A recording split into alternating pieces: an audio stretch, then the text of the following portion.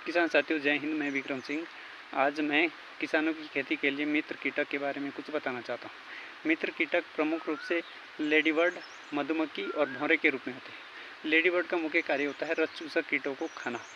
ये रस चूसक कीटों को खाते हैं और हमारी फसल को बहुत ज़्यादा फायदा पहुँचाते हैं। मधुमक्खी और भौरे का प्रमुख कार्य होता है परागण क्रिया को तेज़ करना। परागण क्रिया में फूल से जो है वो फल बनता है और फल में ही जो है बीज बनते हैं। जब भी ये मधुमक्खी और भौरे हमारे फूल पर अपना भोजन बनाने के लिए यानी रस चूसने के लिए बैठते हैं, तो इनसे हमारे लिए बहुत ज़्यादा फ़ायदा तब हो जाता है जब एक फूल से दूसरे फूल में जो है परागण यानी पॉलिनी ट्रांसफ़र हो जाता है, जिससे फूल से जो है फल बनता है और उसी फल में जो है वो बीज बनता है।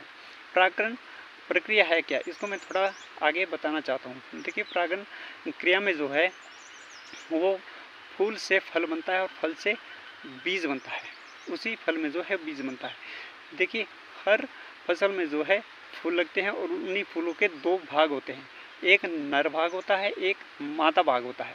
नर भाग में ही पॉलिनी होता है जिसको परागकण कहते हैं, और उस परागकण को मादा भाग तक पहुंचाने का जो काम करते हैं, जो ट्रांसफ़र करने का काम करते हैं, जो हनीबीज यानी मधुमक्खी और भौरे का प्रमुख काम होता है। जब भी ये एक फूल से दूसरे फूल पर शहद लेने के लिए बैठते हैं, तो इनसे जो है ट्रांसफ़र हो जाता है नर भाग से परागकण यानी पॉलिन मादा भाग में ट्रांसफ़र हो जाता है, जिससे फूल से जो है वो फल कन्वर्ट हो जाता है और उसी फल में जो है वो बीज लग जाता है।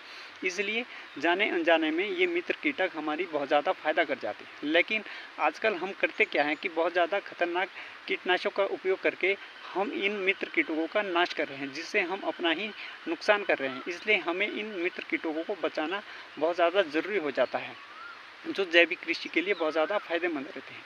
तीसरा, केमिकल विधि से भी ये परागण क्रिया होती है, और इसमें मुख्य रूप से जो तत्व सबसे अहम भूमिका निभाते हैं वो होते हैं बोरॉन और कैल्शियम। बोरॉन में जो है बोरिक एसिड होता है, उससे परागण क्रिया बहुत ज़्यादा तेज़ होती है, और कैल्शियम भी इसमें बहुत ज़्यादा सहायक भूमिका निभाते हैं।